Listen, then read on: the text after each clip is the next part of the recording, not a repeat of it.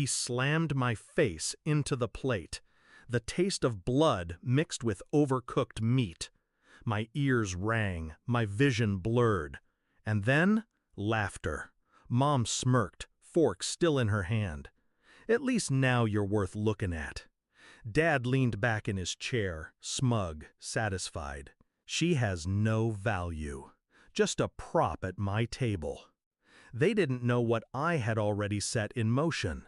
Their laughter died the moment my phone, still in my pocket, vibrated once. A signal. Quiet. Precise. The kind of signal you only wait for when you've been planning for months. And their faces went pale.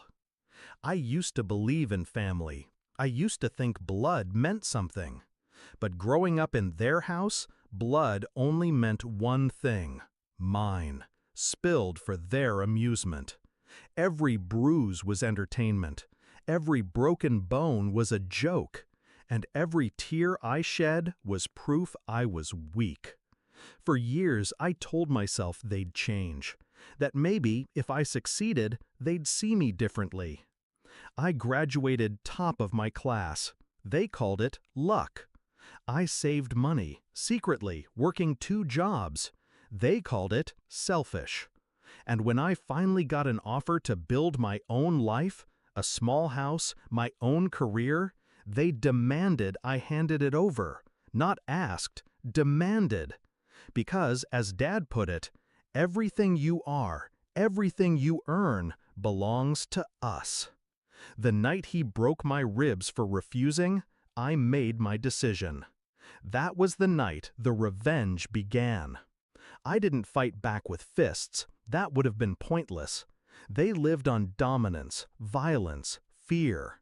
So I chose silence, patience, precision. First, I documented everything. Every bruise, every scar, every insult, recorded on a small device I kept hidden. Their words became weapons in my pocket. Second, I reached out. Neighbors, extended family, anyone who had ever witnessed their cruelty. Quiet conversations, careful nudges. More people willing to tell the truth than I expected. Third, I built the trap. Bank accounts they thought I didn't know about. Properties Dad bragged about owning in secret. Mom's habit of writing checks she couldn't explain. I traced every lie, every theft, every shadow. I wasn't their victim anymore. I was their executioner. That night at dinner, when he smashed my head into the plate, it wasn't pain I felt. It was confirmation. They had just given me the final proof of who they were. When I looked up, face bleeding, Mom smirking, Dad sneering, my phone buzzed. One vibration. The lawyer. Everything was in place. "I recorded that," I said quietly. The room went still. Forks froze in midair. Their smirks vanished. "What did you just say?" Dad's voice cracked. I wiped the blood from my lips. My hand shook, but not from fear, from restraint. I said, "I recorded that. And the last year. Every word, every bruise, every stolen dollar." Dad's face drained of color. Mom's smirk collapsed. I slid my phone across the table. On the screen, video thumbnails, hundreds of them, time-stamped, clear, inarguable. "You," Dad stammered, you wouldn't—" "I already did." My voice was calm, too calm. "The lawyer has it all. The bank has it all. And the police? They'll have it in 10 minutes. The silence that followed was louder than the years of their laughter. I could see it in their eyes, the sudden realization that the powerless girl at their table wasn't powerless anymore. Mom tried first, her voice sweet, trembling. "You don't want to do this. We're family." I laughed, a sound I hadn't made in years. Family? Family doesn't break ribs for money. family doesn't use your face as a napkin. You don't get to call yourself that."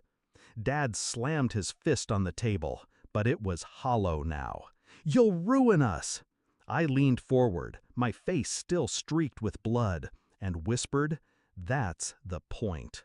Here's how it ended. Within a week, their assets were frozen. The empire Dad bragged about was seized. Fraud, tax evasion, abuse. Every person they had ever sneered at, silenced, humiliated, they came forward now. My recordings unlocked them. Mom's friends vanished the moment her name hit the news. Dad's voice, once a weapon, played in court as evidence. The jury didn't flinch. And me?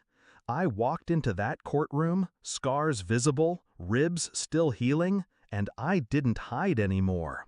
When the verdict came, guilty on every count, they didn't look at me, not once, because they knew I wasn't their prop anymore. I was their reckoning. Sometimes at night, I replay that dinner, the moment my head hit the plate, the laughter, the taste of blood.